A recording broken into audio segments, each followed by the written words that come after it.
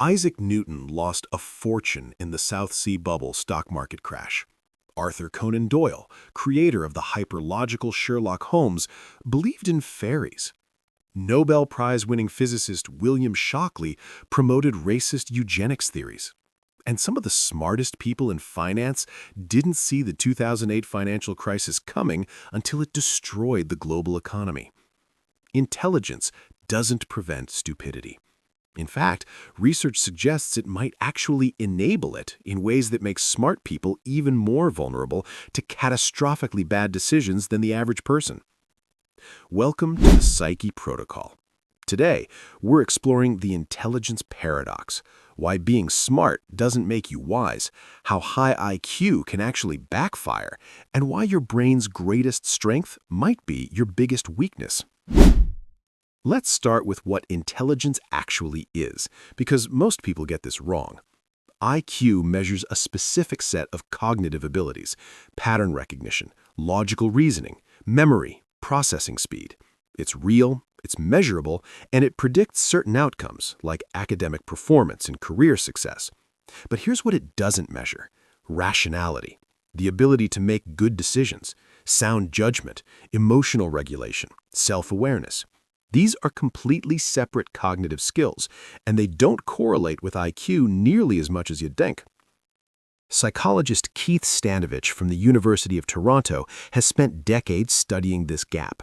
He calls it dysrationalia, the inability to think and behave rationally despite having adequate intelligence. His research shows that smart people fall victim to cognitive biases at roughly the same rate as everyone else. Confirmation bias? Smart people are just as susceptible. Sunk cost fallacy? Yep. Overconfidence? Actually worse in high IQ individuals. The availability heuristic? No difference. Here's why. Intelligence is a cortical function centered in your prefrontal cortex, but biases often originate in deeper, more primitive brain structures like the amygdala and the limbic system. Your IQ doesn't upgrade these parts of your brain. A genius and a person of average intelligence have essentially the same emotional hardware running underneath their different cognitive software. Think of intelligence like a spotlight.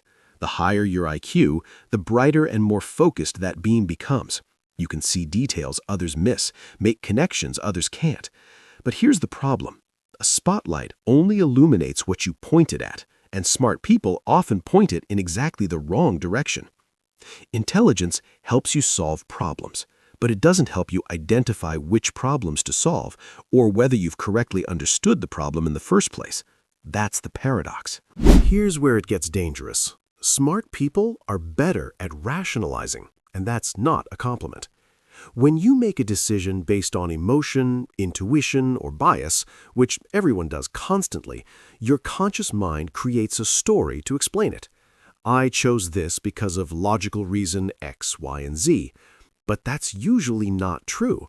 You chose it for emotional or subconscious reasons, and your intelligence retrofitted the logic. Research from Yale psychologist Dan Kahan shows that more intelligent people are actually better at motivated reasoning. Give a smart person a conclusion they want to believe, and they'll construct an incredibly sophisticated argument to support it. Give them a conclusion that threatens their identity or worldview, and they'll find elaborate reasons to dismiss the evidence. In one study, Kahan gave people data about a fake skin cream's effectiveness. When the data was presented neutrally, smart people analyzed it correctly. But when the same data was framed as being about gun control or climate change, issues with political valence, high IQ individuals were more likely to interpret the data to fit their pre-existing beliefs, not less. Intelligence becomes a weapon to defend your biases, not a tool to overcome them. The smarter you are, the more sophisticated your self-deception can be. This explains how brilliant people fall for obvious scams. Elizabeth Holmes convinced a board that included Henry Kissinger and James Mattis. Fire Festival fooled experienced investors. Crypto schemes have bankrupted computer scientists and mathematicians. These weren't stupid people. They were smart people who used their intelligence to rationalize why the red flags didn't apply to them. You've probably heard of the Dunning-Kruger effect. Incompetent people overestimate their abilities. But there's a flip side that's less discussed. Highly intelligent people often overestimate the scope of their competence. You're genuinely excellent at math, so you assume you're also good at investing. You're a brilliant engineer, so you think you understand economics. You're a successful doctor, so you believe you can analyze political policy. Psychologists call this the halo effect of intelligence. Your competence in one domain creates a halo of confidence that extends to unrelated domains. And because you're actually smart, you can generate plausible-sounding arguments in areas where you're actually ignorant. You don't know enough to know what you don't know, but you know enough to sound convincing. But let's say you're aware of all this. You're trying to make a genuinely rational decision. You're not rationalizing, you're analyzing. You're gathering information, you're considering every angle. Congratulations, you've just unlocked a different trap: analysis paralysis. Psychologist Barry Schwartz's research on the paradox of choice shows that beyond a certain point, more analysis leads to worse decisions and less satisfaction with outcomes. Smart people who can generate and evaluate more options often blow past that point. Here's how it works. You're deciding between two job offers. Person A looks at salary, location, and role. Decision made in an hour. Person B, the smarter one, considers salary, cost of living adjustments, career trajectory implications, company culture indicators, industry trends, long-term earning potential, retirement benefits, commute impact on life satisfaction, potential networking opportunities, and creates a weighted decision matrix with 17 variables. 3 weeks later, Person B is still gathering data. They've found conflicting information about company culture. They've realized their decision matrix weights were arbitrary. They've discovered new variables they hadn't considered. The job offers have expiration dates. Decision quality hasn't improved. Stress has skyrocketed. This is cognitive overload, and intelligent people are more susceptible because they can hold more variables in working memory. You're not just considering outcomes, you're considering outcomes of outcomes, meta-analyses of your decision-making process, and second-guessing your second-guessing. Ironically, research on expert decision-making shows that people often make better choices using intuition and experience than exhaustive analysis. Gary Klein's studies of firefighters, nurses, and military commanders shows that experts frequently make life or death decisions in seconds with better outcomes than novices who deliberate for hours. Why? Because expertise is compressed experience. Your intuition has processed thousands of patterns your conscious mind can't articulate. When you overanalyze, you're often second-guessing accumulated wisdom with surface-level conscious reasoning. But smart people don't trust intuition. It feels unrigorous, so they analyze themselves into worse decisions. There's another layer to this that's more insidious: identity.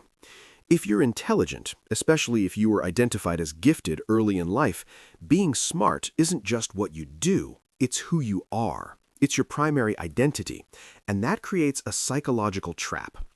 Stanford psychologist Carol Dweck's research on mindset reveals the problem. People with a fixed mindset about intelligence see it as an innate trait. I am smart is their identity.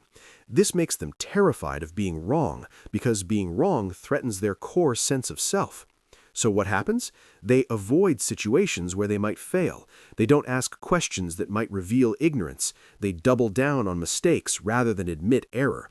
They choose environments where they can maintain the appearance of brilliance rather than actually learn and grow. Paradoxically, this also creates massive imposter syndrome. You know you're not always right, but you feel like you're supposed to be. Every mistake feels like evidence that you're a fraud. So you hide mistakes, which prevents you from learning from them. This is particularly destructive in professional contexts. A doctor who ties their identity to being right might dismiss patient symptoms that don't fit their diagnosis. A lawyer might pursue a losing strategy rather than admit their initial approach was flawed. An executive might sink a company rather than acknowledge a strategic error. It's the sunk cost fallacy applied to your ego. You've invested your entire identity in being the smartest person in the room. Admitting you're wrong isn't just accepting a mistake, it's dismantling your self-concept. So you don't, even when the cost becomes catastrophic. The smartest people in history, Darwin, Einstein, Keynes were famous for changing their minds when presented with new evidence. But they didn't tie their identity to being right, they tied it to understanding truth. That's a crucial distinction. So if intelligence isn't enough, what is? The answer is wisdom, and wisdom is a completely different cognitive skill. Psychological research defines wisdom as having several components: intellectual humility, knowing the limits of your knowledge; perspective-taking, understanding multiple viewpoints; emotional regulation, not letting feelings hijack decisions; recognition of uncertainty, comfort with ambiguity; and long-term thinking, considering future consequences. Notice something? None of these correlate strongly with IQ. A study from the University of Waterloo found that wisdom and intelligence have a correlation of only about 0.2. They're almost independent variables. You can be brilliant and unwise. You can be average intelligence and deeply wise. Intelligence helps you navigate complexity. Wisdom helps you figure out what complexity is worth navigating. Here's how wise people approach decisions differently than just smart people. They separate ego from outcome. A wise person can say, "I was wrong," without feeling like they've lost value as a person. They seek disconfirming evidence.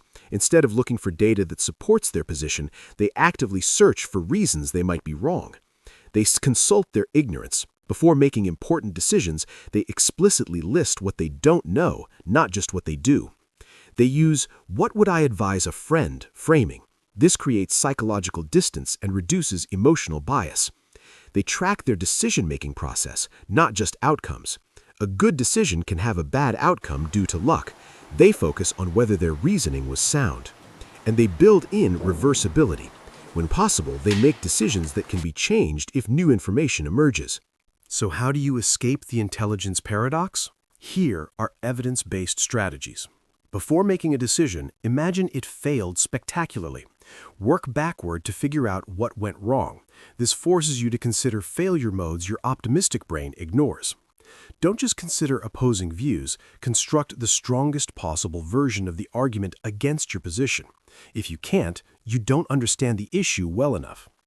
Write down major decisions, your reasoning, and what you expect to happen. Review them 6 months later. You'll quickly see your patterns of error and calibrate your confidence. Ask, what would have to be true for the opposite decision to be correct? If you can't articulate this clearly, you're rationalizing, not reasoning. Set a time limit for decisions based on their reversibility and stakes. Not every decision deserves infinite analysis. Remember what Charlie Munger said. It is remarkable how much long-term advantage people like us have gotten by trying to be consistently not stupid instead of trying to be very intelligent. The truth about intelligence, it's a tool, not a compass. It helps you get where you're going faster, but it doesn't tell you where to go. It doesn't make you right. It just makes you articulate.